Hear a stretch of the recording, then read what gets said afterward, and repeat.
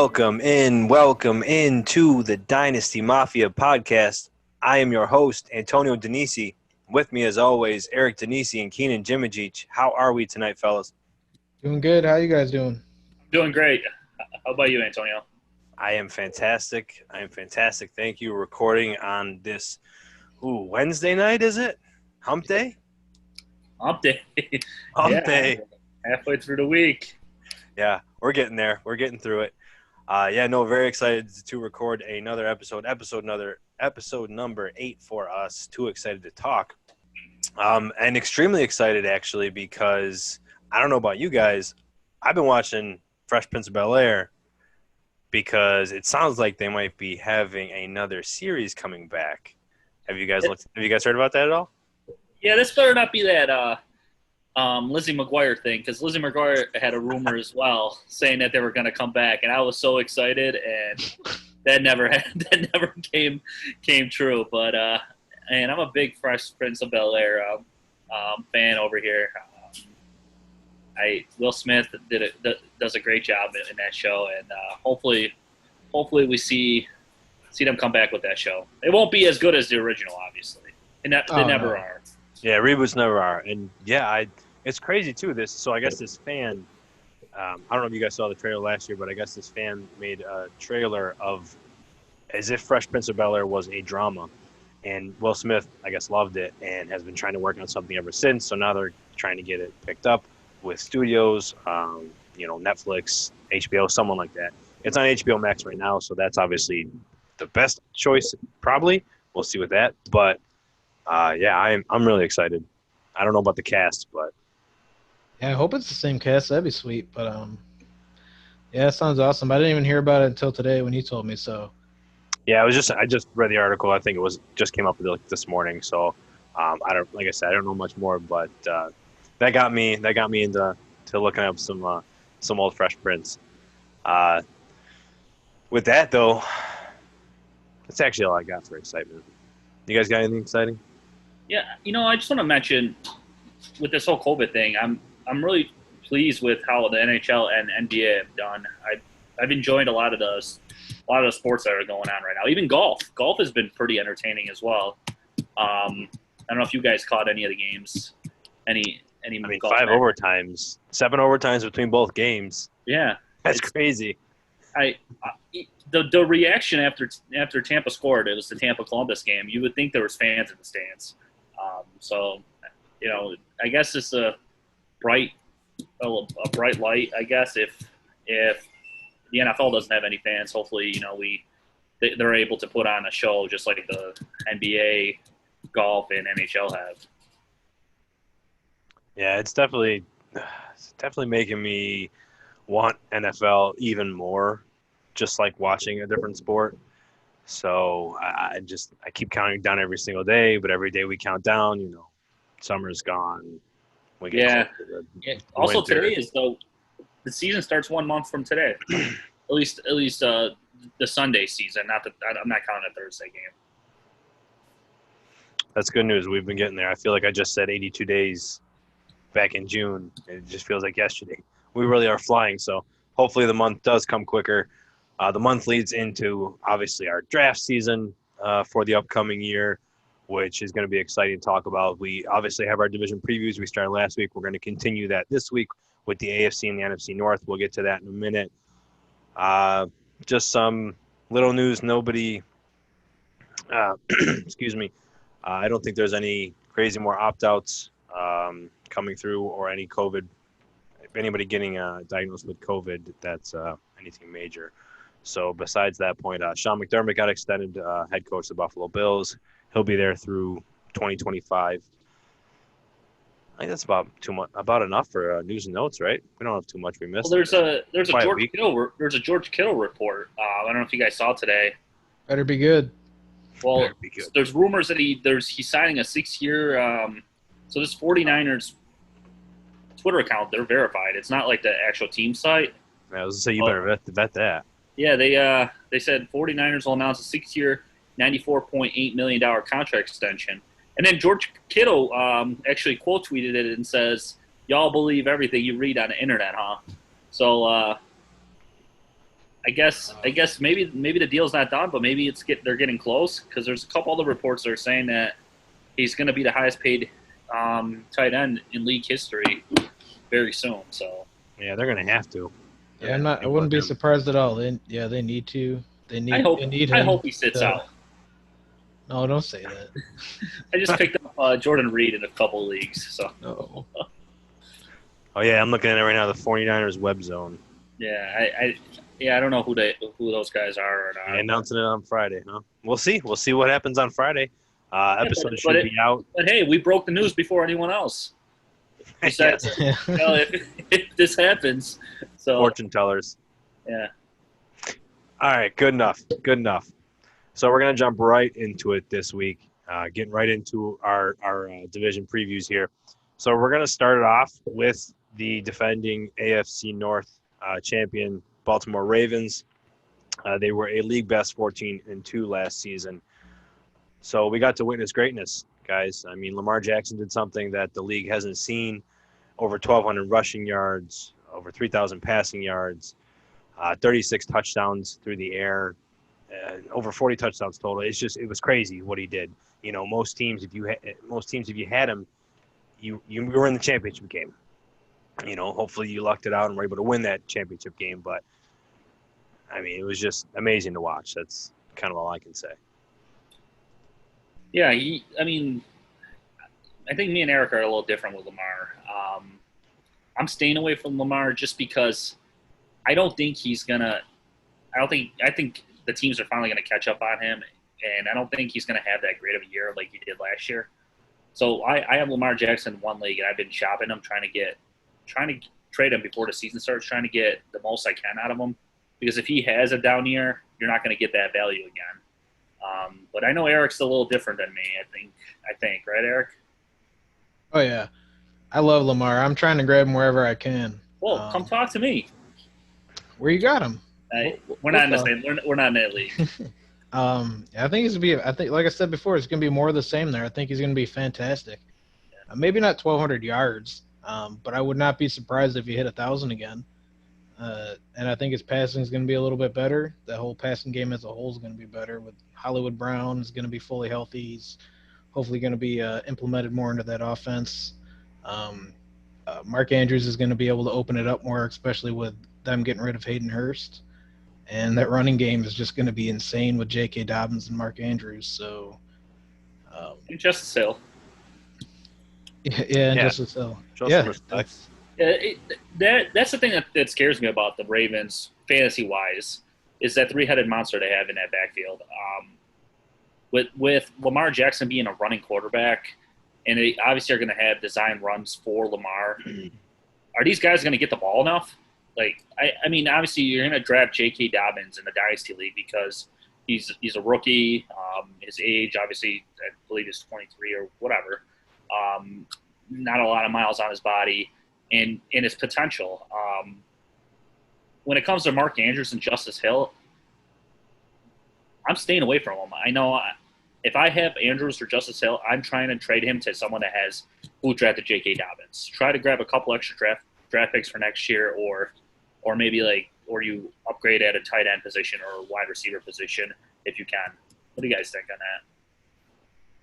Yeah, for sure. I definitely like that, but for me, what my biggest thing with it, their run game is going to be absolutely insane, but I think the passing options are going to be fine only because you're really only fantasy wise you're really only relying on two guys there, Mark Andrews and Hollywood Brown. That's it. I mean, those are the only two people you really care about there, and I think there's going to be enough for at least those two guys to have. Well, Mark Andrews to have a great season, and I think Hollywood is gonna take a step forward, and but the thing is, and sorry there, but you're fine. I know, I just want to talk on your Lamar hate right there. He could definitely regress. He's going to regress. There's no way. I mean, he had a 9% touchdown rate with the 36 touchdowns. That's insane. Aaron Rodgers, I believe, is the best in the NFL. League history with a 6% touchdown rate. So that means you'd have to cut down Lamar in a third to even get to Aaron Rodgers' level, which would have been 24 touchdowns. Now you take that out of a 4-point per passing touchdown league, that's 80 points. That just would have put him under quarterback one. So I see that, and that makes some sense. But his attempts are going to come up. He only threw just over 400 attempts. So if he can bring that up to 450, 475, because they got to throw the ball some more. I don't think they're going to stick with under 450 still. I think he can get closer to 25 touchdowns through the air. And I agree with Eric. He's going to get over 1,000 yards rushing again. That's going to happen. So you have that floor. But does the playoff game scare you at all, Antonio? Where he threw the ball over 50 times, and I forget how many he completed. He was god awful throwing the ball in that game. He was, but like we said, who is he throwing to? He's throwing to rookies and Mark Andrews, who was a second-year tight end, who was fantastic in his own self. But still, I mean, it was a very smart defense. Mike Vrabel is a great head coach, especially a well defensive-minded coach. I just think that they had the time. There was a lot of tape on him. They figured him out. I think defenses are going to figure Lamar out through the air, but that's where John Harbaugh is going to come in and recreate that offense even better. You can't stop him on the ground. That's just not going to happen. Not going to happen at all. I'm not worried about that one game because he had 16 games to prove it, and he threw the most touchdowns in the league. He didn't throw for the most yards, no, but with like you said, just over 400 attempts, he threw for the most touchdowns in the entire league. The guy's got talent throwing the ball. He's not, he's really not a terrible passer. And I think he's going to prove to everybody that this year they're going to throw more. He's going to prove to everybody that he can do it. And that's why I really believe in Mark Andrews and Hollywood Brown to have really good years this year. More so Mark Andrews. I think Mark Andrews is going to just absolutely blow people out of the water. I think I really do think he's going to be pushing for that number one tight end overall. Yeah, he's going to get the jump, and he's playing with COVID through COVID, with having diabetes. So that's something that he's willing to play through, which is obviously great. And speaking of Marquise, he only played 58% of the snaps last year. So coming off the list rank injury in 2018, excuse me, like you said, Lamar's gonna showcase himself, and I think him and Hollywood had a great chance. I actually have Hollywood statted out for 1,003 yards, I believe. And I can definitely see it. I mean, I can see, right over 60 to 70 catches. 76 catches I have him for just over 1,000 yards. And 9 touchdowns. So I like I said, I think he's gonna have a really good year this year. I like that. When it comes to his throwing, you guys are saying that the offense is going to be designed to throw the ball more. The only reason it scares me more, last season when he threw the ball, he only threw the ball more than 40 times 3 times, and once was that playoff game. So if they're going to put it more on, if they're going to rely more on his arm, I can't trust him to complete those passes yet. If they're going to switch the offense to more passing, but if they're going to keep it on the ground more, then I guess he's more reliable. He's proved, like you said, Eric, he's proved it in those 16 games, but it's mostly on his feet. And when it comes to touchdowns, last year, if I can remember, it was just a quick strike offense to start the year. I remember the Dolphins game week 1. They scored. It was 59-10. It was just he was throwing a ball down the field, but it was such a quick. I think defenses were they were telling Lamar Jackson, they were testing him to see if he could beat him.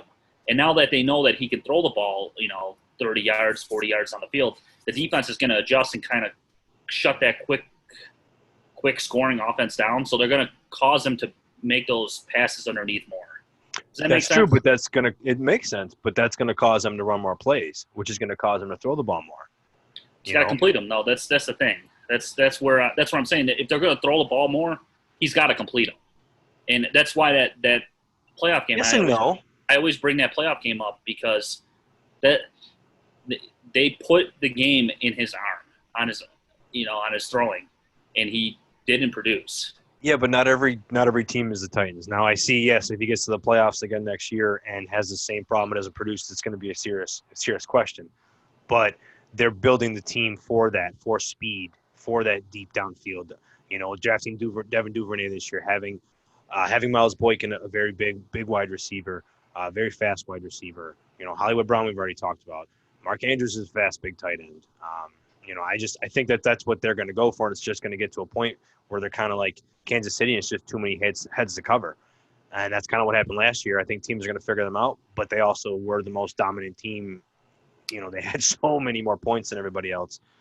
They had a lot of plays run, and they had 14 wins. So that also helped them run the ball a little bit more, and that's going to change. So I think losing Hayden Hurst isn't going to have too much of an effect on them, but I think they're going to do really well again. Yeah, I'm not saying he's not going to do very well. I'm just saying don't be surprised if there's a huge decline in his. So let me ask you this: is he still going to be a top 2 quarterback to you? Is it going to be between him and Mahomes? I'm taking Mahomes. But then you'd have him second? Oh, man. I'm a content. If you don't, you better tell us who you're putting above him. That's right.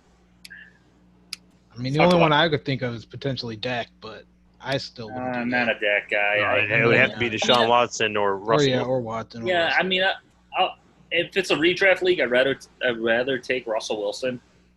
Or, redraft league. But Dynasty, I guess I'll stick with Lamar just because of his potential. But I'm just saying, just like my point with Christian McCaffrey is, when it comes to Dynasty, the seasons that McCaffrey and Lamar Jackson had last year, if that cat rips that flag down, I'm going to die. But the reason, what I was saying is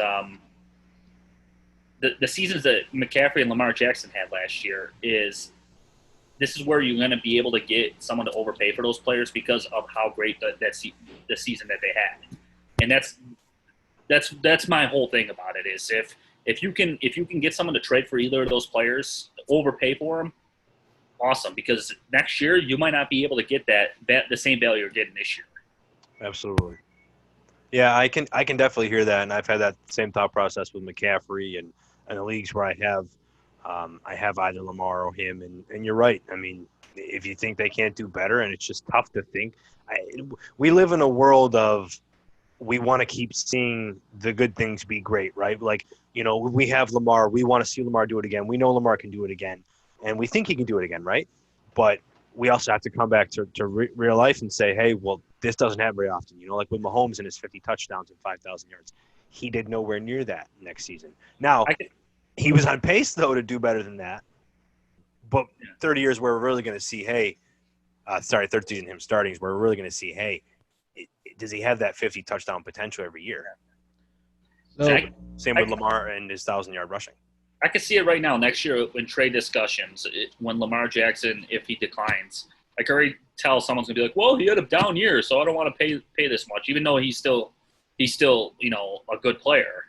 So where, a lot of fantasy players look at what have you done for me lately? Not what, you know what I'm saying? Yeah. So, I mean, dynasty-wise, I'd definitely rather have Mahomes for the long term, but this year I'd probably go definitely go Lamar. But what I want to say is the reason why I really am not worried about him, why I love him so much is he proved he can throw more touchdowns than Patrick Mahomes on top of the rushing he can put up. He can give you running back one stats just in his running on top of everything he's doing quarterback-wise and throwing for the most touchdowns out of all quarterbacks in the league. It's just I know he's most likely he's not going to match that again, but even with some regression, he's still going to have fantastic numbers. Yeah. So yeah, I'm not worried about him at all. Yeah, well, speaking of a team with a lot of hype coming through, as Baltimore did last year, well, we got Cleveland coming in with the Cleveland Browns coming in with a new coach, some new talent. They're bringing in a lot of good players. There's a lot of good hype around them, and there's talks about them, contesting for the top of the division. Oh, wait. Does this sound like the same conversation that we had last season? I mean, is it deja vu? You forgot to mention, last season they were Super Bowl contenders, remember? Super Bowl contenders. Oh, yes, with, that's right. I'm quotations. sorry. That's what it was. All those Cleveland fans jumped on that bandwagon quickly. I don't think they're going to win a division. I think Baltimore's going to win again, but they got some talent, that's for sure. Baker has Chubb and Hunt in his backfield, and he's got a lot to prove. Yeah, and he's got Odell and Landry, yeah, to throw to, and also those two big tight ends. He's got Njoku and Hooper from Atlanta, yeah. So, I mean, they got a lot of talent. Fantasy-wise, I think they'll be fine. Are they going to win a division? Probably not. Yeah, I don't know who's talking about them winning the division. I was just trying to bring some hype into my storyline there, but no, they want to be at 6-10 last year with the second year of the Baker project, and now in year 3, like I said, he's got a lot to prove. Everything is on his shoulders. You know, Kevin Stefanski came in from Minnesota, the old offensive coordinator, former offensive coordinator, now head coach, who just kind of loves to run the ball, and he's got, like he said, Keenan, he's got 2 really good weapons in that backfield. With Chubb and Kareem Hunt, and I think he's going to use them. I think that they're going to be candidates for 450 to 500 rushes. I think that's going to, bring Baker just over 500 pass attempts. But I think it's going to be concentrated because, you said Jarvis Landry, but he may not be back right in the beginning of the season, with that hip surgery. So if he's out even 3 to 4 games, you got Austin Hooper, and then you got Odell Beckham. They're going to get a lot of targets. That's going to work out really well for Hooper, especially I think in the red zone, and they're going to run the ball. So I think they're going to ground and pound. Did you know Landry finished as wide receiver 20 last year? Unfortunately, I did because it was a headache. Actually, I lied. No, he was a bit consistent, but it was a headache because I just kept telling myself he wasn't going to keep getting the ball because I'm a big Odell truther, and every week I was just lied to. Yeah, but Odell, he's going to be healthy this year. He played with that sports hernia last year. It was a new offense, new quarterback, everything. And, yeah, he's going to be much better this year. He said himself he's ready to come and have the best year he's ever had. And I think, they really needed to do a lot to that offensive line, and they did with Jedrick Wills and Jack Conklin. And, they really upgraded there, and it's really going to help the amount of sacks that's going to be getting on Baker there. I believe they had it was 40 or something last year. 40 sacks. Yeah, they had a lot. And that's a really good point with Bill Callahan coming in too as their offensive line coach. And I mean, he was great. Great coach. He's a great coach. He was, especially with Dallas and their great offensive line. Yeah. Yeah. So I love that for Baker and everything, but I guess I am starting to worry a little bit just about, with Stefanski coming in, how good these running backs are and how many times are they really just going to run the ball. But then, like you said, Jarvis is probably going to be out for a few games. And I think Odell and Austin Hooper are just going to eat on that. I think Odell's going to get back to form. He's going to be in that 150 target range, and he's just going to crush it. But yeah, between Nick Chubb and Kareem Hunt, I mean, they literally all they need to do is just run all day long.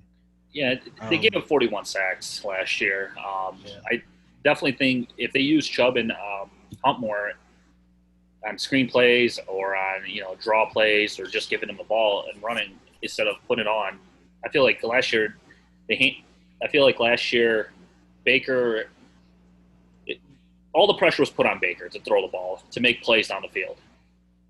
So I think if they turn to those backs and take a little bit of pressure off Baker, I think Baker's going to be a little better, and obviously they're not going to have as many sacks with that line, and also if they run the ball a little bit more, which I'm assuming they will. The only thing I want to add about Baker and Odell and this team is they're a couple bad games away from, I think, this all blowing up. I don't know, I could be wrong. We all know Odell, how he is. How he loves to talk to the kicker's net when things aren't going right. Remember when he proposed to the net or whatever. And are we next year this time, if say Cleveland goes 6-10 and Baker struggles again, are they going to be talking about drafting another quarterback?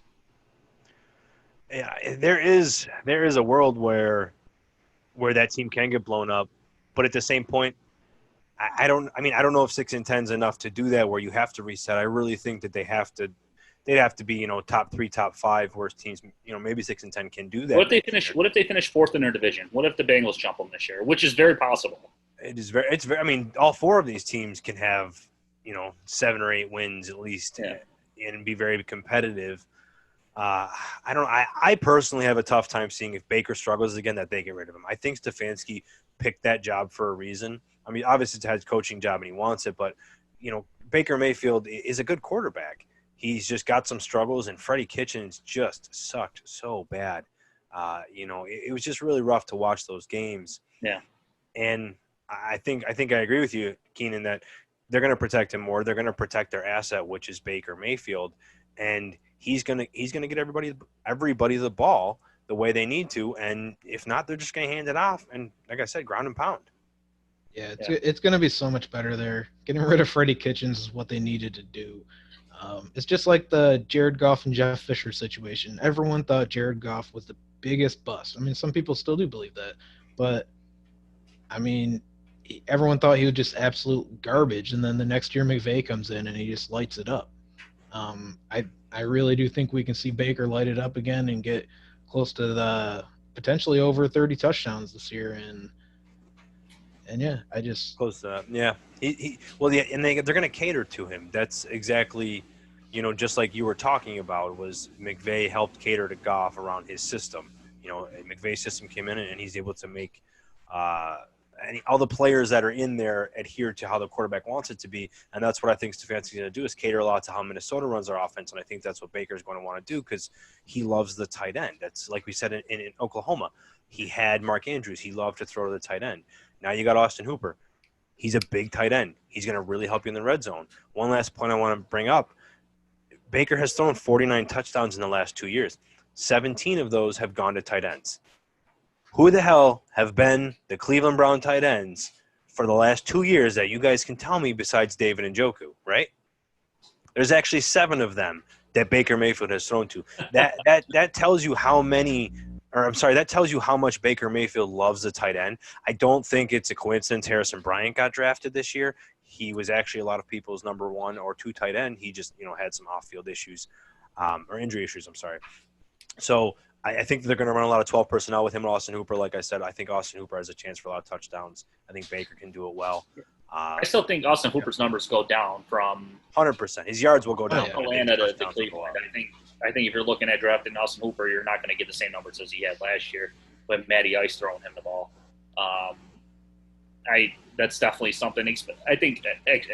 But the red zone is where he's going to shine. Is what I'm saying. That's Austin what I was about to say. Yeah, sorry. I didn't mean to jump you, but no, you're fine. Yeah, Austin Hooper had a lot of yards after catch in Atlanta, and what was it, 6 touchdowns. I think it's going to reverse roles here. He's going to do really well inside the red zone for them, and in between the 20s. I mean, he'll be helping, but I don't know how much yak he'll have. I don't know. I think let's talk quick about Nick Chubb. I was just going to mention that. Are you scared if he gets hurt, misses a couple games, and Kareem Hunt lights it up? Does he lose his job?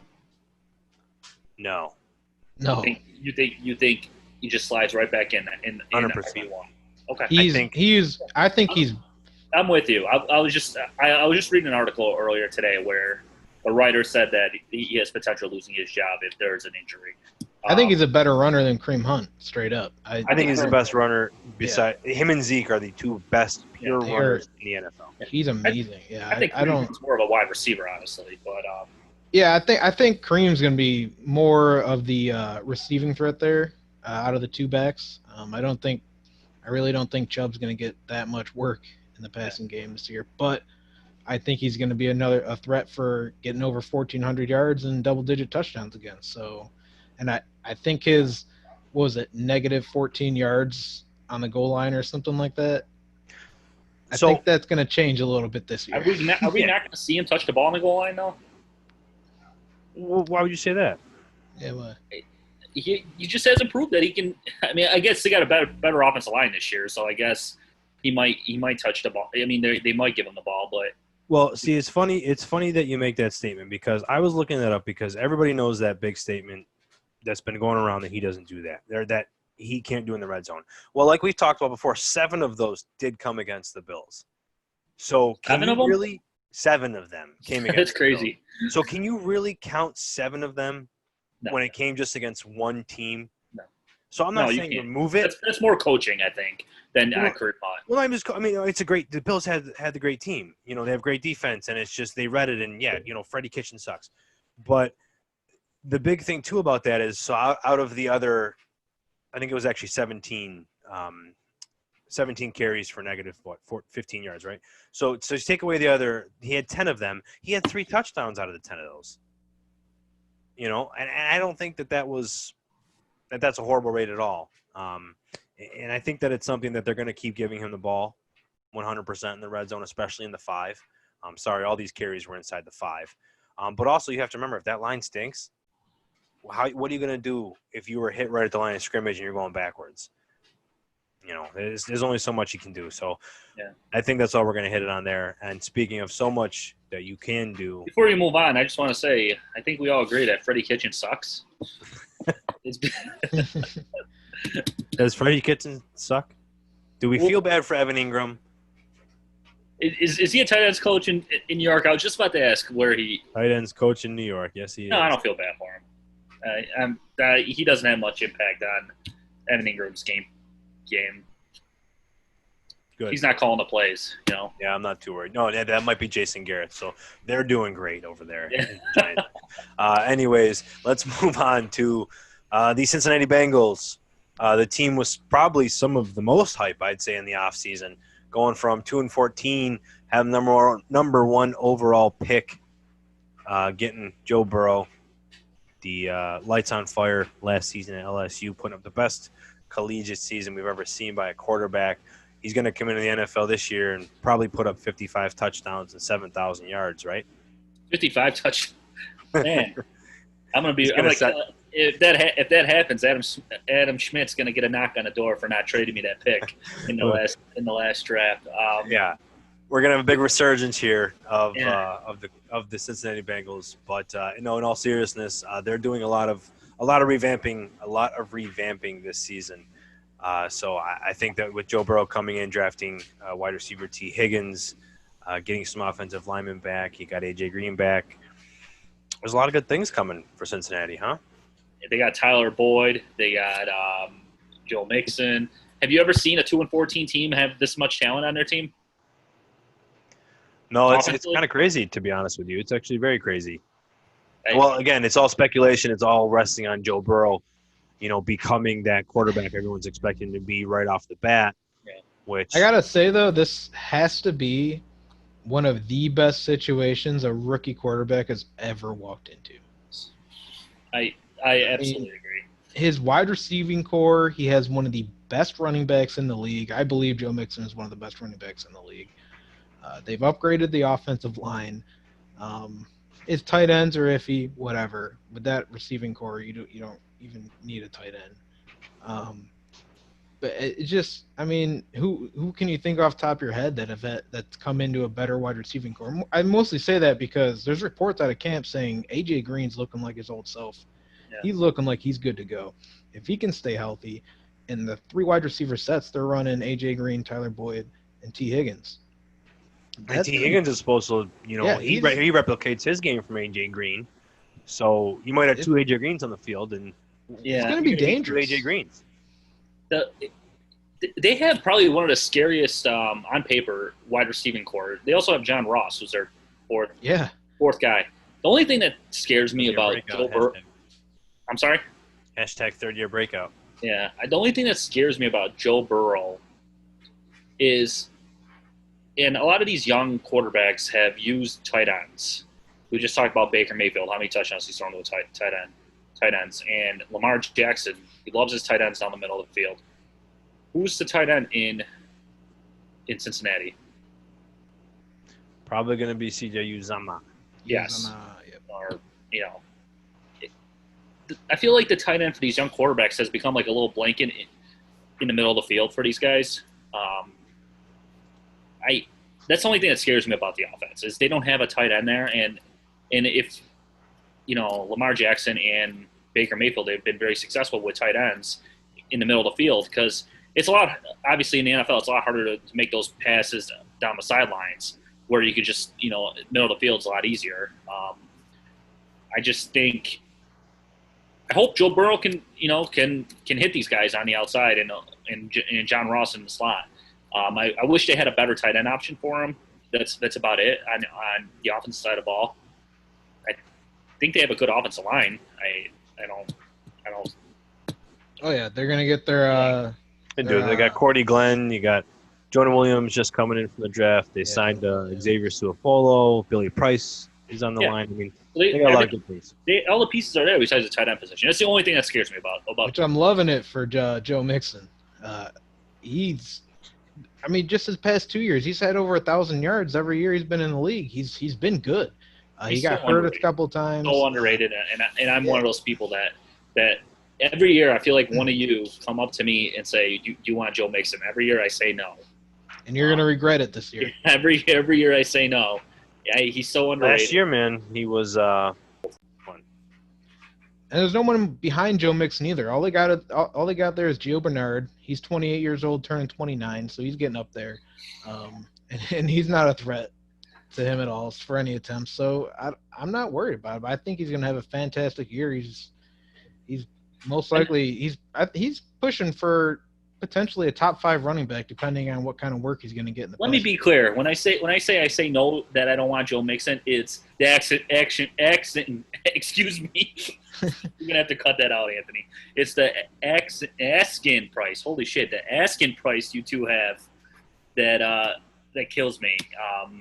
He's a good player, but it's tough to make that trade when you guys want an arm and a leg for him. Well, when he's worth the arm and a leg, and he runs on 3 legs like Chad Ochocinco does, then you can't stop him. I mean, the man was second in the league the last 6 weeks of the season in rushing. That was really good. Like we just said, on the back of an offensive line that did not do so well. Quarterback. Sorry, I wanted to mention, since you were talking about the last 6 games and whatnot, a lot of people are saying that once they just started handing him the ball because they were trying to lose games or whatever. Once they realized they weren't going to win, they just started handing him the ball. I'm not worried about that. They have a rookie quarterback coming in. They're going to rely on their running back. Absolutely. Regardless of how good this wide receiver core is, at least for this season, they're going to rely on Joe Mixon. So I'm not worried about. And if you have Joe Mixon and he puts up big numbers, you know what you do? You trade him like you're going to trade Lamar Jackson and Christian McCaffrey this year. Well, true, but to say off what you said there, Eric, I mean, even in those 10 games, besides the last 6, he still had at least 15 carries in 6 of them. So it's not like he's getting the ball. The last 4 games, he had 20 plus. So, I mean, that's obviously inflating a little bit. But who's to say they're not going to give him at least 15 carries a game when they did it last year? They're going to do that. They're going to want to run it. Zach Taylor, they ran a lot of plays last year, and Zach Taylor's going to want to keep running a lot of plays. But at the same point, you got a rookie quarterback, so they're going to lean on Joe Mixon. And he's good in the passing game. That's exactly what I was going to say. I think he's going to lean on Mixon a lot like he did with Edwards-Helaire at LSU. And, you said Gio Bernard. I'm not too worried. He's gotten injured or banged up. He hasn't missed too much time, but he hasn't taken anything. He's simply really a handcuff. Yeah. Before we move on from Joe Mixon, there's this website, Sports Injury Predictor, and they have Joe Mixon at 82% that he's going to get injured this year. Not that matters. I just wanted to share that because I was just looking. Why would you even bring that up? I'm just saying because I was just looking at his injury history. It's not as bad as I thought it was. Oh, man, we're starting over again. But they're predicting 82%. Keenan, I'm not too worried about that. Antonio just had a little heart attack, people. No, I don't like those numbers. I don't like what you're trying to bring up or say. Just a lot of negativity in the air when it comes to Joe Mixon. But I'm glad you're finally getting on the right side of the path with him, and don't ever go back to that website, please. So which leg do you want for him? Oh. I mean, probably the right. The right. But we'll see. How far? Like knee up, knee down? How far are we talking? No, you can have maybe like between my ankle and my knee. So basically like my whole calf. And then I'll just reattach my foot to my right knee. Send it. I'm sure you can find a lot of good deals on the black market for that one. Yeah. All right, but let's move over to AJ Green, okay? So AJ Green's coming back. As we know, in 2018, well, before 2018, let me ask you this. I know I kind of spoiled it, but do you know who's making $17.5 million this year? AJ Green. AJ Green. So they're paying the man. They're going to use the man. I think he's going to get a heck of a lot of targets, and I think he's going to act a lot like he did back like his 2018 self. I know he's been gone for a season and a half, but I think the three of us agree that, he probably sat himself out most of the season than it was related to injury. But he was on pace for 90 catches, 1,374 yards, and 12 touchdowns in the 8 games that he played in 2018. I know there's 9 games, but he played 1 game and got injured, and then he was out the rest of the year. But he played 1 game and had 1 catch. So I kind of negated that one, stuck with just 8 games. But that would have been his second best statistical season of his career. Obviously, he had Andy Dalton. We keep harping on, he's got Joe Burrow now. I don't know if that's really a big difference, though. I was just about to say that. It's not like Joe Burrow's coming in and filling in big shoes at all there. AJ Green was playing with subpar quarterback play for most of his career. So, listen, don't be dissing Andy Dalton. The guy has more comebacks than Aaron Rodgers in his career. He's got a lot more playoff wins. Because Aaron Rodgers is so good, he doesn't need to come back. Yeah, that's the point I made too. There you go. When I saw that stat. It's AJ Green's contract year too, right? Because he got franchised. Is that correct? Yeah, he's that's why he's making the 17.5. Yeah. So, you don't think my man's going to put up numbers this year to get paid next year? Oh, 100%. I think they're going to target the hell out of him, and then next season T. Higgins will just take his place, or something happens and. Or they re-sign AJ Green. Yeah, that's a scary thing for the T. Higgins truthers. I don't know if he's going to take over Tyler Boyd. Boyd plays well in the slot. I'm sorry, he could come out and play and then keep Boyd in the slot. Yeah. And then John Ross just gets supplanted. But that really could happen. If that's the case, guys, the Bengals could be dangerous. You're talking the next 2 or 3 years they could have AJ Green, Tyler Boyd in the slot. And I think AJ Green. And then you got Joe Mixon. Yeah. I think AJ Green would. If they're actually winning and they're looking good, I think he'd potentially take a pay cut to stay there too. Give him stick with what he's doing now. If it's another really, really bad year and it's rough this year, and I don't know, you might want to just be out of there and try and win something for the last couple of years. Yeah, could be a Larry Fitzgerald situation where he's just playing until he's 90. Yeah, 100 years old. So let me ask you this then right now. Would you rather have Joe Burrow or Baker Mayfield in Dynasty? Go ahead, Eric. I'll let you go. I'm going to say Joe Burrow just because I think it's going to be he's definitely going to throw more than Baker is. Just with Stefanski there, and they both have really good weapons, so I'm not really too worried about that. But yeah, I'd rather have Joe Burrow. I think he's gonna be putting up more. Are we talking about fantasy or NFL? Oh yeah, I'm assuming fantasy. Fantasy. Because you said Dynasty. This is for Dynasty League, right? Yeah, for Dynasty. Like, who would you rather have? Yeah. I'll take Burrow as well. I'll go Burrow. I just go back to my point that I made earlier. But I love Baker too, so I think they're close. They're real close. Yeah, they're definitely close. I just go back to the point about the Browns might blow up in this year or next year if Baker doesn't take that next step where you have Burrow for at least you're guaranteed for 3 years. You're not going to blow that team up. But more so, how long is Stefanski going to be there? And they're most likely going to re-sign Nick Chubb to a long-term deal. Was that? You guys are already writing off the Browns. We were just talking good things about them. No. I'm saying I'm talking about Baker over Burrow over Baker. I'm saying, why I think so. I'm saying how long will Stefanski be there? If he's there for the long term, then that passing game isn't going to be, what Cincy's will be. So, and that's just why I would. But again, I have them close. I like them both. So. Yeah, I think that hits kind of a lot. Well, I guess most of what we're trying to get at for Cincinnati, right? Joe Mixon, I think we all agree he's going to be a top 5 running back? Is that pushing it for you guys? But for me, I think he's going to be really close to that top 5 top 6. If he plays 16 games, I think he will be, yes. I just mean overall. I'm sorry, in Dynasty. This season, I think there's a chance he could push for top 3 and there's a world where I think he could push for top 3 if he can get 300 touches. I think he could pretty easily, with the way he's been producing, get 1,700 yards and double-digit touchdowns. He's one of my running backs that's going to jump Christian McCaffrey. Remember my bold statement that McCaffrey's not going to be a top 3. Before we move on with that whole Mayfield versus Burrow thing, last year we all agree that Burrow had a great college year.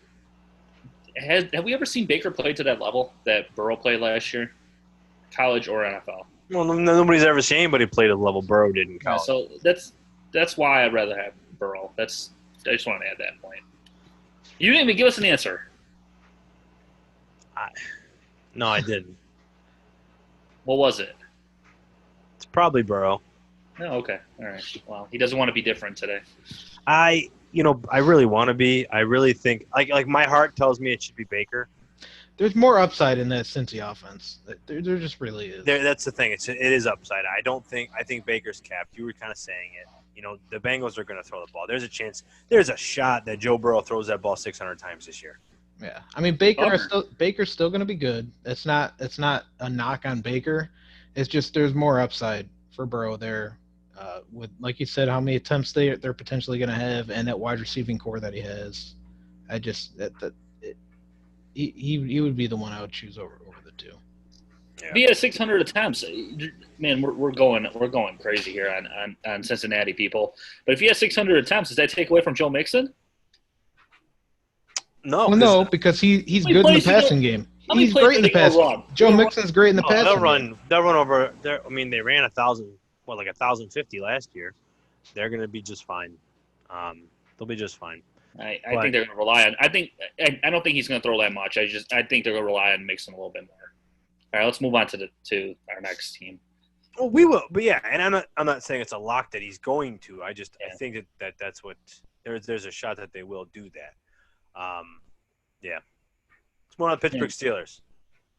So we all know that. About the Bengals all the rest of the show. There's a lot to talk about with them. I mean, there really is. There definitely is. So much upside, especially the whole division. They have the most upside to talk about. There's the most positivity to bring. I mean, they threw the ball over 616 times last year, by the way, Keenan. So, I mean, I know they played from behind a lot, but they're probably going to play from behind some more. So, team that played from behind a lot. Moving on, Pittsburgh Steelers. But they did play without their old faithful Ben Roethlisberger, who did break his elbow early in the season. So they finished 8-8 still, though, miraculously, with Duck Hodges and Mason Rudolph at the helm. I don't know how they did it. I really don't. Mike Tomlin is a saint, but Big Ben's back. That should hopefully help Juju Smith-Schuster get back to his greatness. James Conner, that should obviously help him out. Hopefully that'll help, or that will increase his value. And then you got Deontay Johnson versus James Washington, who's going to be that second wide receiver to emerge for them. So Eric, what do you think? I was just about to ask, who do you think of those two? Definitely Deontay over Washington. If you have somebody in your league and they believe it's going to be Washington over Johnson, trade him now. Trade him to him right now. It's going to be Deontay and Juju as the top two options there. Hopefully this offense is back to normal with Big Ben being back, but really we got to see how Big Ben's going to be after that injury at his age. And Connor, Connor still would have been great last year if he didn't get hurt, but it's still going to help him because if the offense is just better as a whole, it's going to open more things up for Connor. And again, if Connor plays 16 games, I don't see how he's not a top 7-8 running back. I mean, man, not like they're completely different. They're completely opposite to me than the Cincinnati Bengals. I love the Bengals fantasy wise. I just have so many questions when it comes to the Steelers. Like you said, it all starts with Ben. Is he going to come back to being, Hall of Fame caliber Big Ben Roethlisberger that we all have got to know over the years? But when it comes to the running backs, you said Connor is going to be a top 10 back if he plays 16 games. If he plays 16 games, yeah, I truly believe that he could easily be a top 10. I don't see it just because they spent a lot of. He wasn't. He was a assets. top 7 in the 13 games in Yeah, 2018. it just Touchdown machine. they just spent a lot of assets on that backfield, especially even this year. They spent another draft pick on Antonio. Anthony, Well, no, that Anthony doesn't mean McFarland. anything. It was a fourth-round pick. Every They year. got Samuels. They got Benny Snells Jr. It's pretty crowded in there. I'm staying away from this backfield. That's all I got to say. The biggest thing though is you're getting him at like running back 30. You can get him as your fourth running back, third, fourth. Well, actually, redraft. I don't know how it is in redraft. He's going higher. Obviously, he's going in like the third, fourth round in redraft, I believe. But dynasty wise, he's going in the late 20s right now. Yeah, he's 26. Yeah, It's crazy. Like, oh, he went up a little then because I believe did. last month he was like 29. yeah, right now he just jumped Devin Singletary. Still behind Le'Veon Bell, though. People are listening. I don't like I that. guess. I don't think I like that. But, I mean, so, okay, let me ask you this. Would you rather have Kareem Hunt or James Conner?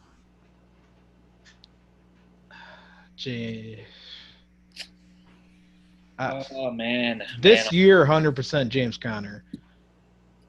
But long term, he's also only 25. So you don't think Yeah, James they're like Conner the gets same signed age. next year? I'm Would you worried. I'm worried that they don't. I mean, What was they the could question?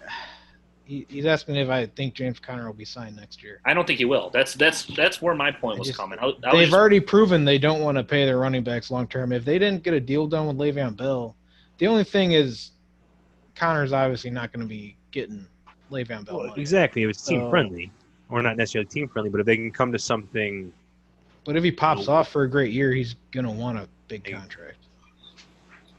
I mean, If he- if they have, we won't know, but I don't think they have. The problem is, who are they going to have replace him? It's not Samuels. He's more so of a receiver. We've seen that. I don't think they like Snell.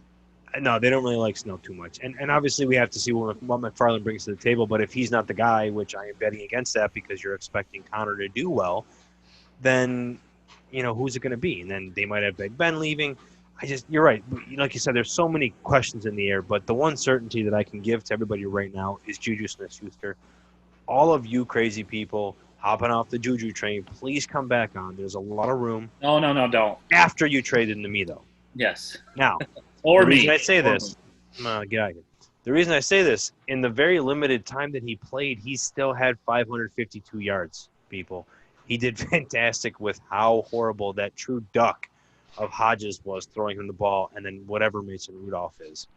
Now, we were talking about James Washington or Deontay. I do think Deontay is going to be the better wide receiver to ascend. James Washington, though, did have the most yards in the team last year, so that was still pretty good.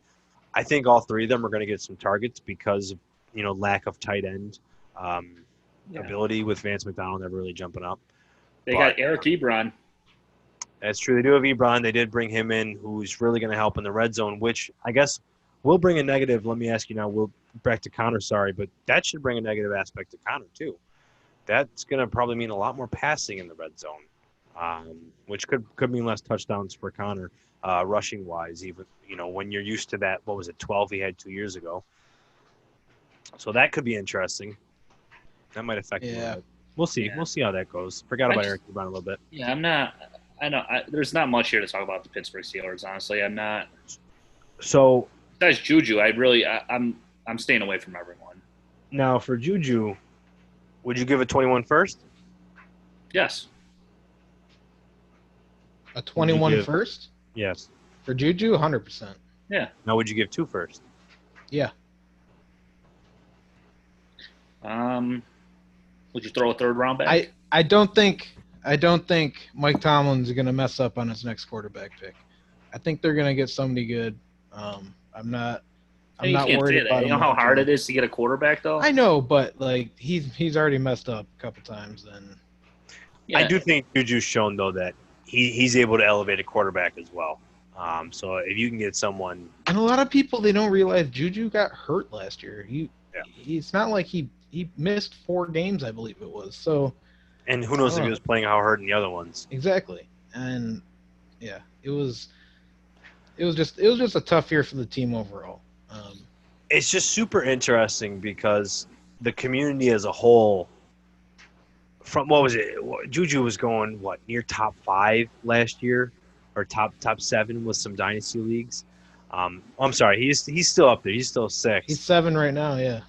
Yeah, but I mean, I guess now I'm looking at. I don't know if I want him over DJ Moore or Mike Evans. Would you take Mike Evans or Juju? I would take Juju. Would you? Just because with that team in Tampa, we don't know what that offense is going to be like. Oh man, I can't wait till we get to that preview. Yeah, and also, I feel like Juju is clearly the number 1 in Pittsburgh. And I know you guys like Johnson. Oh no, Juju's clearly the number 1. Clearly number 1, but I know you guys think that too. But in Tampa, you have Godwin. Sorry, shout out to Chris Goodwin, Godwin. Is he the number 1 there, or is Mike Evans? Like I said, we're going to get to that one. Yeah, well, let's jump to the Bucs. Yeah, but the preview, it's Evans. Anyways, we'll come back to that when we get there. So, yeah, you're right. I mean, you're right. He's great. He's great. I wouldn't give you 2. I guess he was a little higher than I thought he's been as far as I'm looking at DLF Dynasty League Football's ADP for those of you. So, I wouldn't give you 2 firsts for Juju. Wow, all right. 2 first next year. I would. I mean, next year's gonna be a great class. Obviously, with college football up in the air. We'll talk more about that a little bit later. Oh, jeez. Today, August 12th, and Antonio has told me how great next year's class is gonna be, ladies and gentlemen. Every year around this time, he tells me how great this class is gonna be. It's gonna be better than this past year. Well, I'm pretty sure you regret not taking my picks when I tried to give them to you last season this year. What picks? I tried to offer you my 2 picks that became the 2nd and the 6th overall picks this year. I gave you my 2 picks. What do you mean? You traded for my 2 picks. We're in too many leagues. Yeah, let's move on. Oh, yeah, that's going to end. I think that's going to end the AFC North. God, the Pittsburgh Steelers are so boring. Yeah. Sorry, we don't have too much. I mean, it's just, you insert Big Ben back in, and everything should go back to normal, hopefully. Well, before we move on, you said you got Big Ben coming back, obviously. Do you have them winning that division? No, right? We have. No, I do. Oh no, yeah, I'm sorry. No, I have Baltimore winning. You have them going to 2? But yes, I have. Honestly, I think Baltimore is going to have 11 or 12 wins, and Pittsburgh's going to have 10 or 11.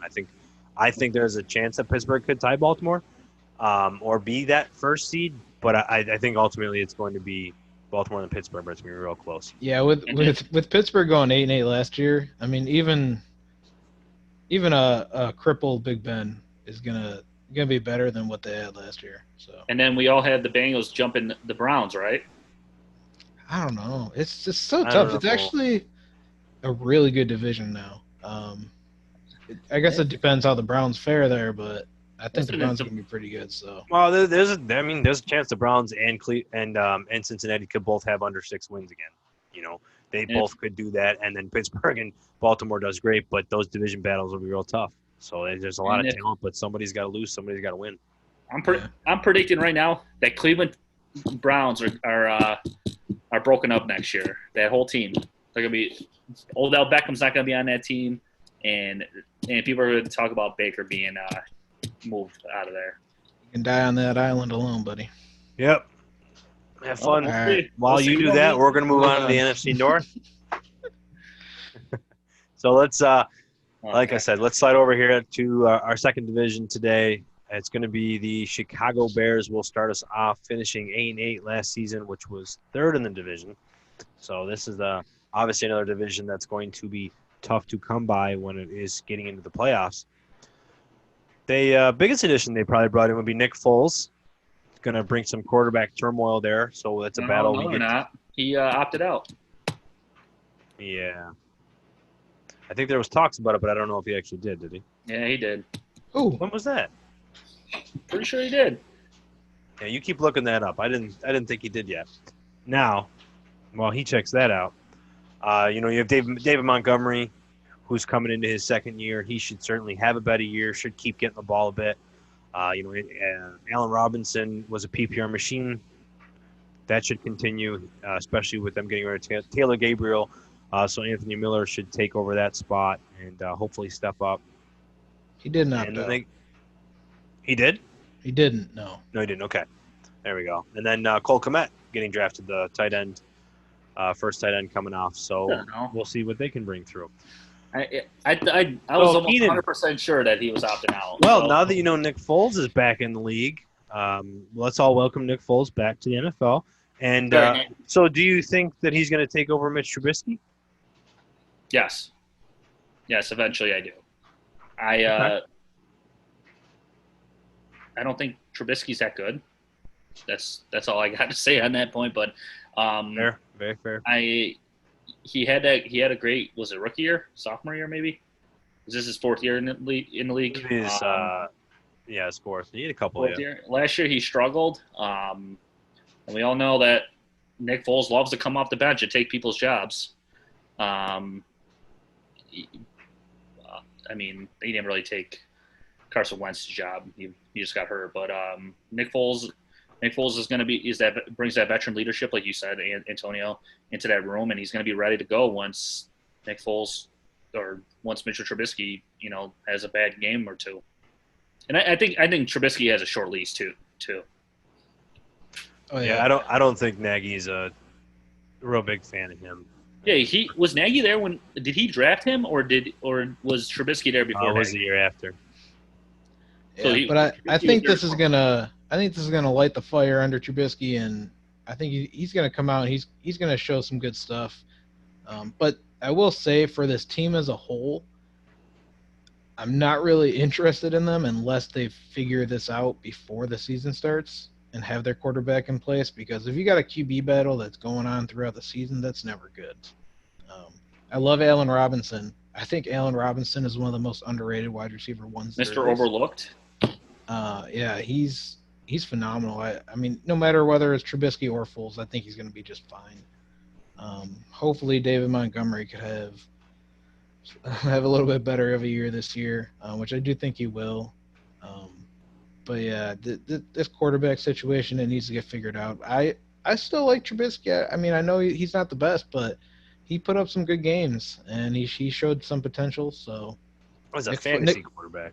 Yeah, I mean, Nick Foles is Nick Foles. He is what he is. He's not hard to beat out, and at the same time, he can take your job. It's an MVP. Yeah, Super Bowl MVP. Let that sink in. But before we move on the Bears, I think if you don't have David Montgomery, you should try to trade for him, just because I'm assuming the asking price is going to be very low. I mean, last year he was receiving a lot of love from the fantasy community. I don't know what you guys think, but I think David Montgomery could still be good in this league. I think he's still getting some love this year. He's going around the fifth round or so in dynasty startups. He's guaranteed touches. Yeah. Him and Tariq Cohen have their own roles. Yeah. Yeah. And I think Anthony Miller is an underrated wide receiver that people need to step up on too. Coming into his third year, he's been able to produce very well when it comes to getting that football from Mitch Trubisky.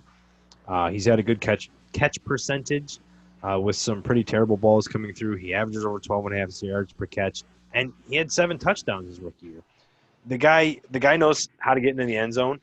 He was my number 2 wide receiver coming out a couple of years ago in that class, and I think it's unfortunate that his quarterback plays become what it has, but I think that he's someone that can, like I said, step up with Taylor Gabriel leaving, and I think that Tariq Cohen's going to continue to get his 50-plus catches, and David Montgomery is going to get close to 300 rushes. I think it's going to be pretty similar to how last season was. I don't think things are going to go really well for Chicago, unfortunately, and like you said, Keenan, it's going to be a quarterback battle that's going to end in turmoil for them. So I think Detroit might push for third. The only one I want there fantasy-wise is Allen Robinson. Realistic. I mean, maybe David Johnson at the right David Montgomery at the right price, but I think A-Rob's the only one to target. I think I agree with Anthony Miller here. Because of that quarterback situation, I think that people are gonna forget about Anthony Miller. And when it comes to Dynasty, I don't think they're gonna want a lot for him, and he's gonna slide down the draft board. So I think he's worth taking a look at for sure. Yeah, I mean he's old. In quotations, he's 25. So for people that are like, well, it's his third year, He's third year. Yeah. Yeah, but he's a little bit of an older guy that people may look at, but he's definitely somebody you should be grabbing because he's ready to break out, and I think that he's going to be able to get close to 90 to 100 targets this year, and that's going to bring a lot of good chance for him to see close to 800 yards and near double-digit touchdowns. I think that's a possibility for him. Yeah, I'm looking right now what I have Anthony Miller stat out for 105 targets actually. Nice. How many did Gabriel have? I think Gabriel last year. I don't have that pulled up right now. Yeah, I'll pull that up while we look. Allen Robinson I have for 158 targets. I think those two they're gonna eat. They're gonna matter who the quarterback is. I think they're set. I mean, either way. I mean, we know Trubisky likes Allen Robinson and is familiar with him, and we know Nick Foles can get Allen Robinson the ball. So I'm not really too worried about that. But I still do think for the team overall, they need to figure out this QB situation before the season. Yeah, they definitely will not. Yeah, they won't. It's just because how the season's going, they're just not going to be able to. All right, let's take a couple minutes and talk about Cole Kmet, guys. No, I only got no. As far as I go, I want to correct though. I said Montgomery's going to get close to 300 carries. I think there's a chance he can get 300 touches. So they're going to increase that. And Keenan, to answer your question, Taylor Gabriel had 48 targets. So that is probably – and Anthony Miller had 85 last year. And he didn't even start a lot of the games. So he could pretty easily see 100+. Yep. But, yeah, let's move on over to the Detroit Lions. That wraps up our Chicago Bears. So Detroit, again, not a crazy – I guess, amount of excitement for them coming into this year. They kind of will build off last year's 3-12-1 season with, Stafford coming back after being injured. He did play really well. They kind of lit it up in the beginning, but that defense is rough, let's be honest. Yeah. Matt Patricia, he's on the hot seat. There's a real good chance that if they start out not well, that's gonna get blown up. And yeah, Jeff Okudah, I love him as a cornerback, man. He's gonna do some good things for them, kind of like Darius Slay used to be. But Geronimo Allison they brought in, he opted out for COVID for the season. So Kenny Golladay led the league in touchdowns last year with a half season of Stafford. But during that half season, Stafford was, I believe, the number 2 quarterback in points per game. Yeah. So. Yeah, it's really all about is Stafford going to stay healthy. Yeah, are you high on Stafford and Golladay? Like, is Golladay in your top 10, Stafford in your top 10? I'm definitely really high on Golladay. Then you got to be high on Matt Stafford too, right? Yes and no. I mean, not necessarily. If I'm only high on one guy there, if he only has one guy he's thrown to, really. I mean, obviously I know Hawkinson and Marvin Jones in there, which Marvin Jones we'll talk about later. And your boy Danny Amendola. Yeah, Amendola. And if MVP, Super Bowl. But if Stafford plays a full season, I mean he's almost a lock for a top 12 quarterback, I'd say. Yeah, I feel bad for him. I think he's a great quarterback. I just wish that team would just get around him. They would figure it out. I do love Golladay though. I gotta say, I'm a big Marvin Jones fan too. I think he's just like Allen Robinson too. He's just very underlooked. Yeah, but he's always been a wide receiver too. He'll never be more than absolutely. That. He's a great wide receiver too for a team. He's a good deep ball threat.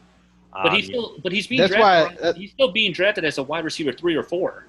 Yeah, he is definitely a good value. Yeah, he's a great value pick this year because he's going to come back. He's going to be healthy. He does great things. He's not. I mean, he's going to have his games where, Kenny Golladay is getting all the work, but he's still going to put out great games. He's going to have those games where he has multiple touchdowns like he does every single year. He's going to be a great asset on your bench, and you're going to get him late in drafts. So I love Marvin Jones still. Yeah, and that's the thing though. Like we're saying, I don't know. I'm not too crazy on Marvin Jones. I'm not too crazy. I'm talking about. No, I know. where yeah, he's a good value. I still don't. I'm not crazy on him either. I'm just talking about value. Yeah, I think he can give it 60 catches and or potential for 50 or 60 catches and maybe 700, 800 yards. I don't know if he can get you those near double digits anymore. But, I think Kenny Galladay's a good shot like Devontae Adams to get double-digit touchdowns each year. But the thing with Stafford, he had a great season last year, but they were 3-4-1, in those 8 games. So I think even when he's back, that defense is just so horrendous that they're going to keep throwing the ball. I don't think they're going to be winning many games. I think that run game is going to be a lot better this year too. It is, yeah. They drafted DeAndre Swift. He's a very powerful runner. He brings a lot of ability to the game that, perhaps Kerryon Johnson couldn't, or they didn't want him to do. I'm still a Kerryon fan. I hope he can find a new world with another team. Hopefully, I kind of want to touch on Kerryon. Like, I almost sort of, in all the whole rookie process, the draft, our rookie drafts and fantasy leagues, I feel like I almost overlooked the fact that they don't want to give Kerryon the work and how good that is for DeAndre Swift. He's gonna have a chance right away to just take over the lead role there, and I think he's gonna be much better than Kerryon was. I still love Kerryon, and I still think Kerryon is a great running back. I just don't think the Lions want him there, and he does have some injury concerns, and I just think overall DeAndre Swift is just better. That a coach that's on a hot seat like Patricia, what a dumb pick that was, I think, in my opinion. I think Swift is better than Kerryon Johnson, but I don't think it's that much. I don't think he's ridiculously better. But I think they could have helped Stafford out in other ways and getting him another running back. Yeah, they do. They expand their receiving game with that running back ability. After they had gotten rid of Theo Riddick, so that brings that game back now that Kerryon doesn't have to be a 3-down back. And DeAndre Swift would be real excellent for their red zone, just to give him a change of pace. So I think it's good things. T.J. Hawkinson should take a second leap as their tight end. I think he's going to be a really good next up and coming tight end. We got some really good ones coming in the league lately with some tight ends with Noah Fant, Mark Andrews. Hayden Hurst might be coming in his own. Cole Kmet, Dallas Goedert. Anyways, so I think that he's a really good buy. You should get Hawkinson. But, yeah, I think there's a chance that Detroit is still going to finish under 500. But they could have some pretty good statistical team here for fantasy. Definitely agree. And I want to, apologize to Blake Smith. But, yeah, the Lions aren't going to make the playoffs this year. Yeah, sorry, Blake. Not going to be a good year for you. It's going to be fun to watch if you draft him for your fantasy team, but that's about it. So let's move on to another team here that provided a lot of wins last season, finished first in the division, the Green Bay Packers. They were 13-3. Aaron Rodgers was not Aaron Rodgers, though. He's not getting any love this offseason. He's not. He's not getting any younger. Yeah. I don't think any of us are, but okay. So, yeah, that fountain of youth is not going well for Aaron Rodgers for a lot of fantasy community eyes this offseason. But while we're talking about that, I know there's a lot of they had this draft this year and they didn't draft any wide receivers after they drafted 3 or 4 last season, and they're getting Aaron Rodgers no help. And he's got Devontae Adams still. And Devontae Adams, albeit didn't have the best of seasons, but he also was injured. So I think that Aaron Rodgers can come back to maybe a less than mediocre season that he had. He had a 4.5% touchdown rate. I did address earlier that he has a normal 6% career touchdown rate. Had he had that this season, he would have been the number 6 quarterback. So I think that everybody is maybe – I don't want to say that we're overreacting because I know, when we watch him play, it's a little bit different. But I also think that there was quite an acclamation for Matt LaFleur coming in. I mean, we heard last year there was a lot of talks that they didn't work well at practices, and Aaron Rodgers was having trouble in the huddle and the play calling abilities that there was a struggle for. I think that Aaron Rodgers is going to continue to have that low interception rate, but I think that his 26 touchdowns can go back to over 30, and Devontae Adams is going to get you back to that double-digit touchdowns.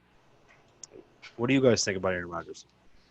Yeah, I don't think he's as done as some people think he really is. I mean, even Matt LaFleur said himself, they got the best quarterback in the league, and that was after being asked about drafting Jordan Love. So I don't know. I don't know why they drafted Jordan Love exactly. I don't know how much longer they really plan on having Rodgers on that team. Such a dumb pick, in my opinion. But he's still talking about Rodgers as the best quarterback in the league, and he's the guy.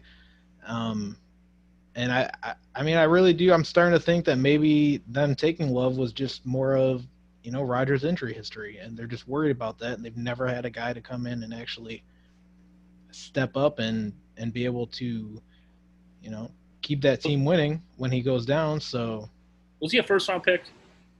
Yeah, 26. Yeah, number 26. I don't get it either. It doesn't make sense to me, honestly. I don't get it. You're gonna say that you have the best quarterback in the league, and then you're gonna waste a 26th overall pick on another quarterback. You only have one quarterback on the field, so why would you use that pick on a quarterback? Yeah, I mean, that's kind of like Eric said. They got the best quarterback in the league, so yeah, maybe he's like, hey, if that's my guy, that's my guy, and he feels real. I mean, they were 13-3 last year. He probably feels really good about what they did. They were one game away, few plays away from the Super Bowl. I don't know. The defense got better. They're going to run a committee. So, speaking of the committee and running back, that Aaron Jones had his 19 touchdowns last year. That's definitely not going to happen. And then A.J. Dillon was also a dumb pick. They had Aaron Jones and Jamal Williams, too. The thing I don't expire with their contracts next year. The thing I don't get the most is back next year, though. Yeah, but the thing I don't get the most about the Jordan Love pick is this league now, it's not get a guy and groom him in the first round. It's get a guy in the first round and he's playing halfway through the season, or at least after his first year. When's the last time a quarterback was drafted in the first round and sat the whole year? I don't know. Was it Aaron Rodgers? Sam Bradford? No, he started right away. Duh. I can't even think. But either way, what are you going to do? You're going to have him sit behind Rodgers for the next 3 years? I guess. And then you're going to have to pay him after a year? Yeah. You're just going to have to pay him big money anyways? It's just like you're not going to have that. That's why I feel like they have to trade Rodgers or something. And I know people are like, no one's going to take the contract. Well, if Rodgers kills it this year, somebody might take that contract. Someone's going to take Aaron Rodgers. Exactly. So, I mean, maybe that's the thought is, let's kill it next year. And I love Jordan Love enough that let's trade Rodgers, get some pieces, and go from there. Unless this was truly just the most expensive insurance policy for the end of Rodgers' career. But I don't know. Yeah, I mean, I don't know. 2018 was rough too, but I don't know. Part of that seems like it could have been, Mike McCarthy and, Jordy Nelson went downhill. Randall Cobb went downhill. A lot of things went negative for that team. And, Aaron Rodgers still didn't do horrible. So yeah. Aaron Rodgers isn't Aaron Rodgers. We get that. But Aaron Rodgers is not the 15th quarterback, Yeah, I think he's going to come back a little bit to form, though, especially with this fire under his belt. I think he was pissed when they drafted Love. And I think that's just going to make him just go all out. He's just going to elevate his game even more, especially up from last year. He had a better year than Tom Brady did, and he's younger than Tom Brady. And people like the Tampa Bay Buccaneers would still want Tom Brady on their team. And here we are with the Green Bay Packers. They're a couple plays away from the Super Bowl, and they want to get rid of Aaron Rodgers. Could you imagine if Tom Brady plays 2 years in Tampa Bay, then retires, and then Tampa Bay trades for Aaron Rodgers? 2 years from now. And then you got Mike Evans. Mike Evans gets Jameis. Then he gets Tom Brady. Then he gets Wayne Godwin, obviously. And then he gets that'd be crazy for Bruce Arians. Arians had Peyton Manning already, too. So he literally would have some of the top 3 potential best quarterbacks ever. Yeah. Yeah, that'd be crazy. Another thing I want to mention about the Packers is they have 2 big holes. They won at tight end position. Jimmy Graham's not there anymore, so their starter is Mercedes. Well, don't forget they got why am I blanking? They have they pick up. They got Jay Sternberg, the rookie, but they added Joseph They drafted a tight end, didn't they? No, you're right. That was They signed Jace. somebody. Whatever. Yeah, they did sign. That's But still a question mark there. One. Two is wide receiver 2. They do have Adams. That's great and all, but is Lazard going to be that wide receiver 2? Heck yeah. I mean, as us as fantasy, players or whatever, we love Allen Lazard because of the potential there with Aaron Rodgers. But if you're running an NFL team, wouldn't you want to get someone better than Allen Lazard as your wide receiver 2? Especially with this draft class this past year, this wide receiver draft class. You would, but Aaron Rodgers never really needed. He kind of made his own. He didn't need it, but it can't help. It wouldn't hurt. It wouldn't. I mean, I definitely think they should have drafted a wide receiver. I would have loved that. I mean, they did bring in Devin Funchess, who really should have helped. Who probably was. Did he opt out? He did opt out. Yeah, okay. So that I'm sure that he was going to help with the red zone. No more. But I'm blanking here. I'm sorry. I'm just trying to find that tight end of who they signed while we're going over here. But Mercedes Lewis was signed, wasn't he? Yeah, he might be somebody. But whoever that may be, anyways, the red zone, I think they're going to keep throwing in the red zone. That's why I think Davante Adams is going to get back to his double-digit touchdowns. He did miss the 4 games, and I don't think that there's a way that Aaron Rodgers or Aaron Jones can replicate what he did last season. It's just not possible. So they're already talking about a committee, and then Aaron Jones had 19 touchdowns. Speaking of the 4 games without Davante Adams, 22 of Aaron Jones's 49 catches came in just those 4 games, as well as all 3 of his receiving touchdowns. So nearly half his catches and all of his touchdowns came in just the 4 games without Davante Adams. That's got to go away, and that's going to go back to the receivers. So I think Aaron Jones needs to get brought down a little bit, which he obviously has been. And I think Davante Adams needs to stay up there as the number 2 or number 3 wide receiver. Like, he should still be contesting with Tyreek Hill. There's nobody behind him. There's nobody else up there with him and Michael Thomas. I believe it. No, I don't think so. I think it's Michael Thomas, Davante Adams, and they're their own tier, and then it drops. Like I think Davante Adams can push for the number 1 wide receiver overall. I think Tyreek Hill's up there too. Yeah, I mean he's those, up there. I just think those 3. 2 above all are just. What about Julio? Julio, yeah. I mean, I just don't think he's not going to get the touchdowns. I mean, they're all going to get a lot of yards and targets, but they're all going to get more touchdowns than Julio is. So I don't think Julio can push for the number 1, but I still believe Julio is going to be top 5. Yeah. But Yeah, he definitely is. He definitely is great. And there was a point in time where Davante Adams' love was real low this offseason, and it's definitely getting a little bit back up there. So he needs to keep that respect. I think that might be enough though for the Green Bay Packers. Yeah, I still have them winning that division. I think. I still think they're going to win the division. Yeah. Well, one thing now that we're mentioning that, they're not going to be 13-3.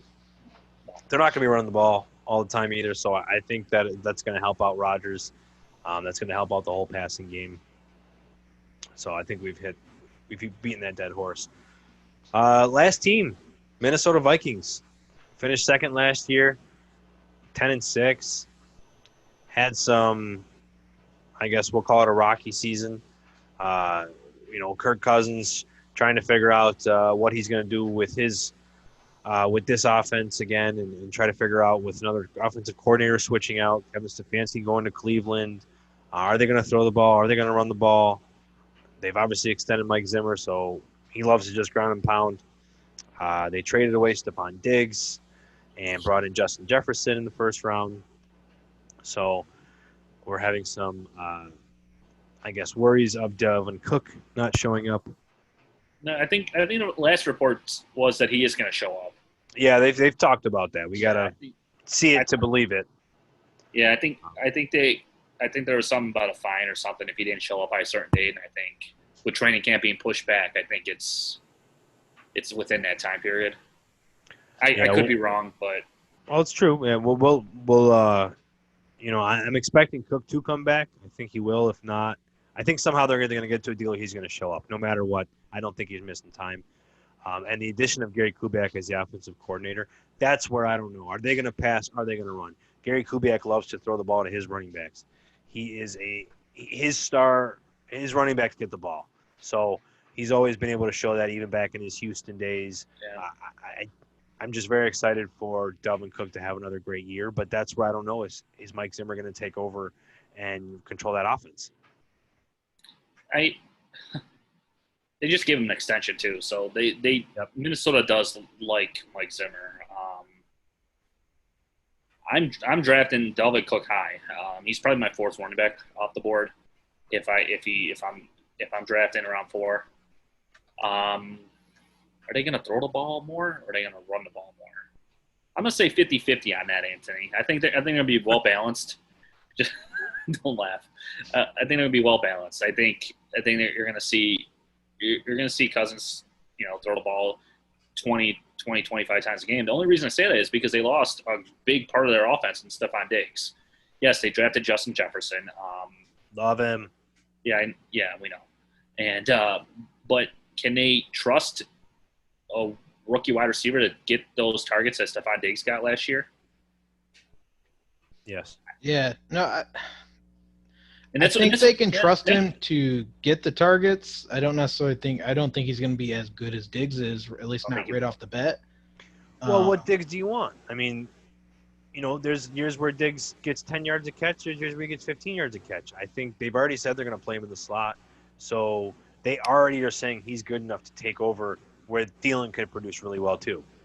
We've seen this. We've seen the story in the past though with good. wide receivers. I agree. So, Anthony, it takes. We've seen this before with rookie wide receivers. A team thinks he's ready to take on a role, and it takes him a couple years to adjust to that. How many of those players did that team trade their first round pick and then draft them in the first round, and now you're their number 2 wide receiver?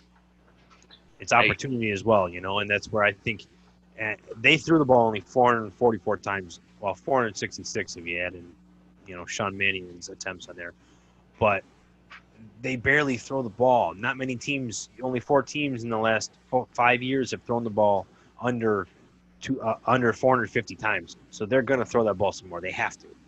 You don't need to throw the ball when you have Dalvin Cook in the backfield. That's true, but you gotta go farther than you got to go farther in the playoffs than they've been doing. And Kirk Cousins needs to be the one to help win that sometimes. And yeah, they definitely need to throw a little bit more. And Adam Thielen's getting a little bit older. He's getting up there in age, so I personally, me and Adam Thielen this year. I do. Yeah, I'm all in on the Adam Thielen this year. I think he's going to be one of the better wide receivers, especially in PPR. I think they're going to rely on him a little bit more than they usually do. Yeah, and they rely on him a lot already. Yeah, I think Jefferson's going to be one of 2, maybe 3 of these rookie wide receivers that actually get to 100 targets. There's very good potential for that to happen. And you can look in training camp right now.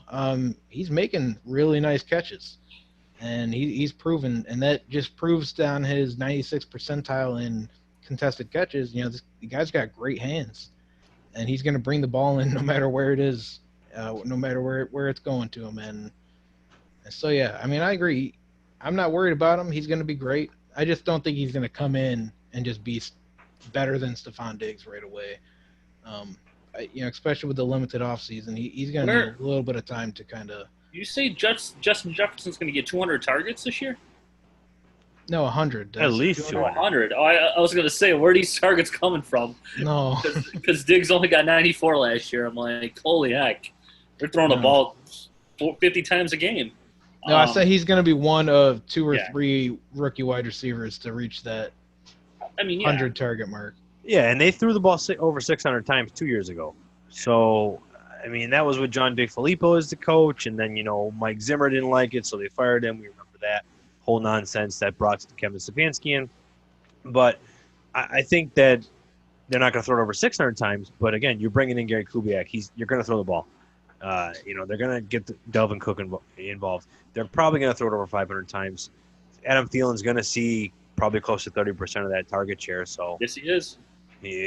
He's going to get a lot of that ball. But I think it's going to be very concentrated between Jefferson and Adam Thielen. And then you also got to remember they got Kyle Rudolph and Irv Smith at tight end, who Irv Smith's going to come into his own. He's another young tight end that we were talking about earlier that we mentioned earlier is another guy coming up into the league that you need to look out for. And that's about it on them, I think. You covered covered it all there, Anthony, on that. Sorry, I don't know. You know, the Vikings, they got – it's basically every player on their team has some fantasy relevance. You know, we all haven't six said of anything about Madison. You know, he's a guy that in redrafts this year, we were talking about before. We talked about last episode, you know, how I was taking this a little bit different of an approach the way I do my redraft this year, where I used to not draft handcuffs at all. I used to even not draft other team handcuffs. And now this year, Alexander Mattison, Tony Pollard, you know, Boston Scott, those are like the top three guys I'd probably say that I would want to draft. And even if I don't have their starting running backs. Yeah, just to have on the bench. Yeah, I did in a few dynasty startups just late in the draft. I was getting the one specifically. I got Tony Pollard and Alexander Mattison. I got them both, and then I also have Nick Chubb and Kareem Hunt. You only got to start one running back in that league. So it's the DDCL league, but yeah. yes. So yeah, I mean I like that because I don't got to worry about one running back, and for right now I got Chubb and Hunt leading that for me, and I'll see what happens with some of the other guys. I also drafted like DJ Dallas in like the 20th round or something like that. You definitely want to handcuff almost all your top players, if not just because of what's going on with the whole COVID thing. But back to Dalvin Cook and Alexander Mattison. Madison has shown that he can carry the load too when Dalvin Cook goes down. So Yeah. you know, Except he got injured. and So he did got it really show that? and that really made me mad because I wanted to see if he was that good because I think he's Dalvin Cook 2.0. Yeah, you definitely want to keep him and stash him on your dynasty rosters because next season might be the time, you know, that he's coming through. If you No, have but unless Delvin, I think get you a need to cut just deal. make sure you get Madison. Yeah. Absolutely. That's why in one league, me and Antonio did a just a random league with a bunch of random people on one of the dynasty apps, and one guy was so upset with me that I took Alexander Mattison and like it was like really early. It was like for Alexander Mattison, it was like the 13th round or something like that. He was really upset. I was like, well, you know, you'll come to me when you want to trade when you want to trade for him. And then the whole Dalvin Cook report came out that he was going to hold out and whatnot. So he offered me a 3rd round pick for him. I'm like, dude, up that up a little bit. You could have. So what would you be looking for? What would you get rid of Alexander Mattison for? I'll just hang on to him unless it's something crazy. Obviously, I'm not going to get a 1st for him. I don't want a 2nd or a 3rd for him. It would be, you know, another young player that could help me out. That I would trade him for. But you'd probably value him around a 2nd. I'd probably value him around a 2nd. Yeah, but I wouldn't trade him for a 2nd. If I was trading him, I would definitely need a 2nd rounder at least. Yeah, but I'm not trading him for a 2nd. That's right. You know, the only pick I would trade for him is if someone offered me a 1st. Then, yeah, what am I gonna do with a backup running back? Yeah, but nobody's gonna give you a 1st. No one is. That's why when like trade discussions come up, and you know people want to offer you something, I'm like, I don't have to move this player. Offer me something more if you want him. That's the big name this whole offseason was Todd Gurley. Everyone wanted him, but no one wanted to pay up for him. I was like, well, I guess I'll just hang on to him. Yeah. We'll talk next year. Yeah, so I think that they could definitely do well, Cook and Madison together, but I think that's just another year that Cook may supplant Madison. I think it's a year that Minnesota's – honestly, I think that they might miss the playoffs. Might be pretty close. Could be mostly because of just how the I don't know if them being 2nd in the division will be enough to get in the playoffs with how tough the NFC is. I think they might have to get 1st for this one because they can get 10 wins again and not make it. I have the Lions in last in this division. Yeah, that's fair. Lions, then Chicago, then Minnesota, Green Bay again. Yeah. That's pretty fair.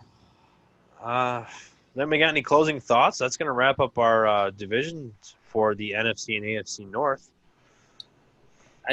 This division looks great on paper, like player-wise, but then when you start talking about them, there's so many question marks everywhere. Especially when look at Minnesota. I mean, who knows what Justin Jefferson or even who knows what type of offense they're going to bring to the table this year. Yeah, you're not wrong. I mean, there is not one team in this division that you can sit here and talk confidently about. Yeah, not like the AFC North where I felt good with a couple teams there. Yeah, they all have new teams, new situations, but they're good situations that you're happy for. And then you have the NFC North where, things are changing for the teams, but all those question marks, yeah, like you said, they just keep getting larger and larger. So we'll find that out soon enough. But that's, like I said, it's gonna end up our AFC and NFC North preview for this week. Next week we are going to move to the AFC and NFC West. So that'll be another fun one. A lot of good things to talk about for them. Don't forget, as we end this, you guys can follow us on Twitter at Dynasty Mafia _FF. Don't forget to follow us on YouTube. You can subscribe, and you get to watch us on there. Don't forget to follow us on Spotify, Stitcher. I've been on a Twitch kick lately. You've been watching people game? It's been an array of different games around, but I have a couple other podcasters that do some stuff on Twitch that I like to watch. So a lot of free time lately, huh? Is that what happens when you have a couple kids? Free time. Yes and no. Let's just all your free time gets stuck into the phone. It's all stuck in one little room of like your living room, and you're like, all right, I gotta seclude myself. What can I have to give me some information? I've noticed you've been active on Twitter a lot more. Every time I look, there's an Antonio tweet notification on my phone. Yeah, it's a little easier. I'm on paternity leave. For those of you that didn't hear from last episode, I had a second child, a little daughter, so that's definitely been it's easier to focus a little more on fantasy right now. That's what I can say, and on Twitter and those little things. So like I said, make sure to follow us everywhere, guys. Any 5-star reviews are great. Any feedback is awesome. Make sure to send us any rosters as well. We want to start helping break down some rosters, give you guys some advice. So make sure to DM the pod or any of us, and we'll get that going. So also make sure to follow all of us. You can follow myself at Antonio Denisi FF. You can follow Eric at Eric D _FF and at Keenan _716. With that mouthful, I think that's it's going to be enough for me, guys. Yeah, you did a great job there. Hey, thanks. He said. Appreciate it. Yeah. All right, everybody. Sounds like we'll talk to you guys next week. Like we said, AFC, NFC West previews, and Mafia out. Take care, everyone.